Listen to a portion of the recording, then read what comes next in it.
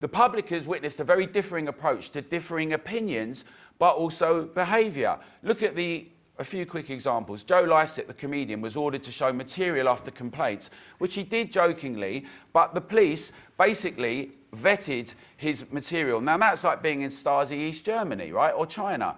Caroline Farrow, gender-critical mother, was arrested for her views on sex-based reality.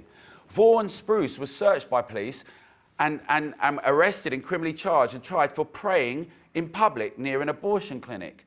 Adam Smith Connor, also tried and convicted with thousands of pounds charges for silent Christian prayer, breaking the ever-increasing public space protection orders, these public spaces protection orders. Now, when this happens and there's a kind of one-sided approach, like, for instance, we've seen with some of the demos against lockdowns or the Palestine demos versus others, what begins to happen is that the public believe that there's a two-tier policing and two-tier judiciary. Why would your Stop Oil and Extinction Rebellion treated with kid gloves when lockdown protesters were kettled and attacked?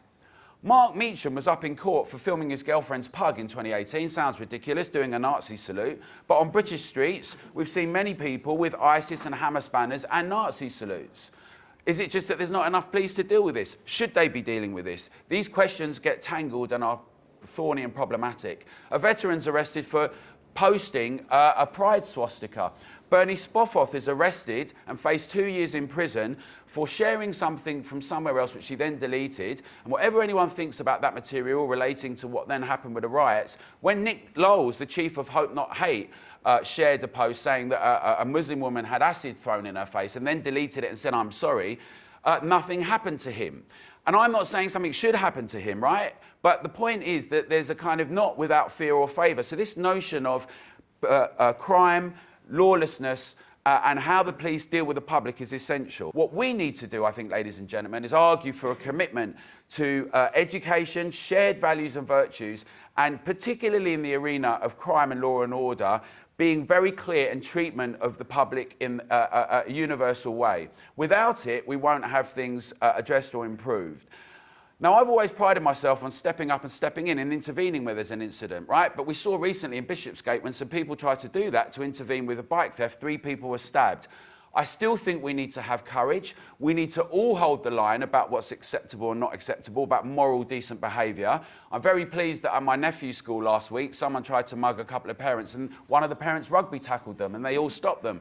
I think those things about adult intervention and sharing a sense of what our society is about is essential, because many of our leaders have lost that and we need to hold them to account in our institutions, in the judiciary, MPs, institutions across the board.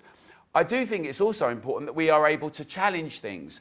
And sometimes people might decide historically to break a law, right? And there are consequences for that, whether that's to do with civil liberties, the suffragettes. We all know the examples historically. And just finally, I think that the whole approach of authority, whether it's to do with attitudes to children or to ourselves as society, is that we need to remind ourselves not to panic, right? It's up to us. We curate the world every day. There are some serious issues, but we can address them. But we need to have the public engaged in this discussion and make sure the technocrats don't just keep releasing ever more draconian measures around speech and protest, but that we can actually insist that we have a voice in where we're going. So I'd say make your voices heard, and let's all do that together.